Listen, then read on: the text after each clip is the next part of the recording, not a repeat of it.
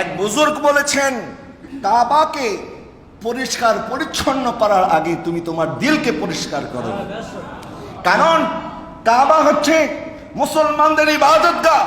কাবার মধ্যে ইব্রাহিম আলাইহিস সালাম সিজদা দিয়েছে, আর একটা মুমিনের অন্তরের মধ্যে আমার আল্লাহর নূর তখন আসবে যখন ওই মুমিনের অন্তরটা পরিষ্কার হবে। এখানে যদি ময়লা থাকতো, আমাকে কি আপনারা নামাজ পড়াইতে দিতেন?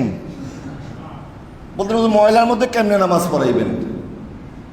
আপনার ঘরের মধ্যে, ড্রয়িং রুমের মধ্যে ময়লা আবর্জনা, আপনি কোনো মেহমানকে দাওয়াত দিবেন?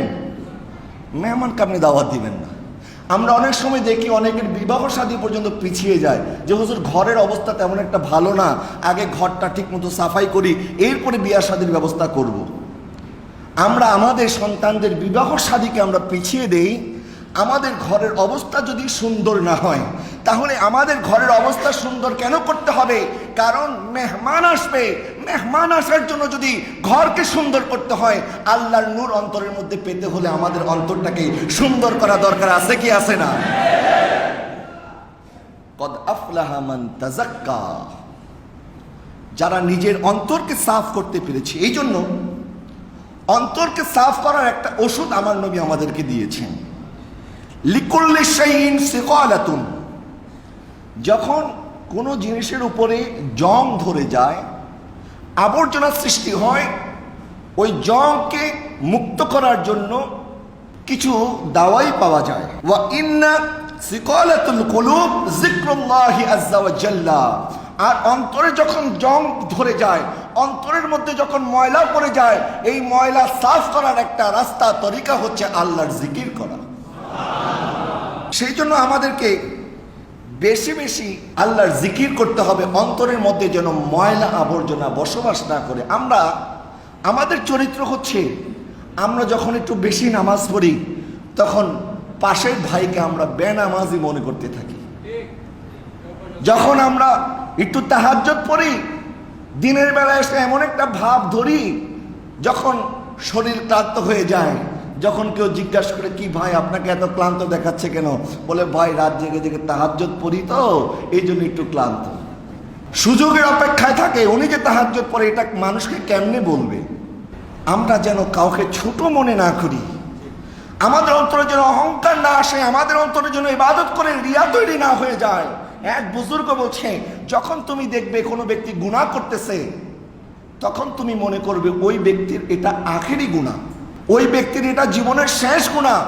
আর যখন তুমি কোনো ন্যাক করবে, তখন মনে করবে এই ন্যাকটা তোমার জীবনের সর্বশেষ ন্যাক। এরপরে হয়তো ন্যাক করার জন্য, আমল করার জন্য তোমার হায়াত আর আল্লাহ পাক নাও লিখে রাখতে পারে। আমরা মানুষের দোষ ধরার জন্য আমরা ওস্তাদ।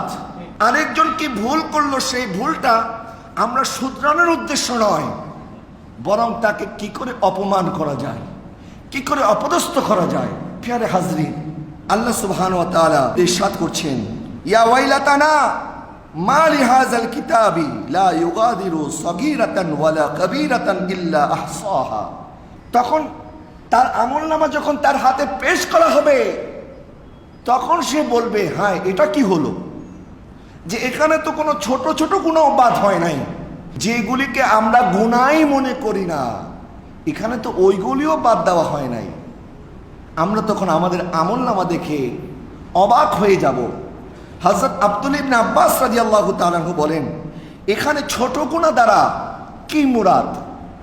ছোট গুনাহ দ্বারা মুরাদ হচ্ছে, যখন কেউ অপমানিত হয় বা অপদস্থ হয়, বা যে কোনো কারণে কাউকে যদি ঠাট্টা করে, উপহাস করে, যদি কেউ মুচকি হাসে, অর্থাৎ মনে করেন আপনার সামনে বৃষ্টির পানিতে কেউ একজন পিছলা খেয়ে পড়ে গেছে, এখন আপনি তাকে হাত ধরে উঠানো তো দূরের কথা, আপনি দাঁড়ায় দাঁড়ায় মুচকি হাসতেছেন, হায় রে কি অবস্থা হইল, মজা নিচ্ছেন।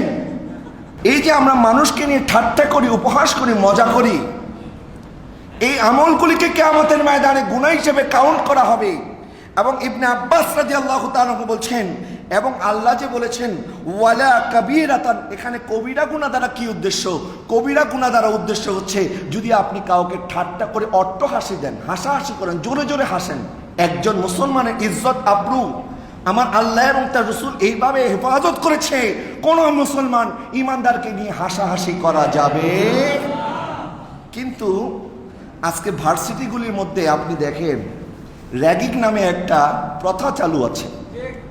যখন কোনো নতুন ছাত্র সেখানে ভর্তি হয় তখন বড় ভাইয়েরা তাদেরকে র্যাগিং করে, অর্থাৎ তাকে নিয়ে উপহাস করে, ঠাট্টা করে। এটা কি ছেলে কি মেয়ে, যারা ইউনিভার্সিটিতে পড়েন বা পড়েছেন, যারা হলে থাকেন, তারা এই বিষয়টা ভালো করে জানেন। তো এইগুলির ব্যাপারে মুসলমান হিসেবে আমাদের আওয়াজ তোলা দরকার আছে কি আছে না?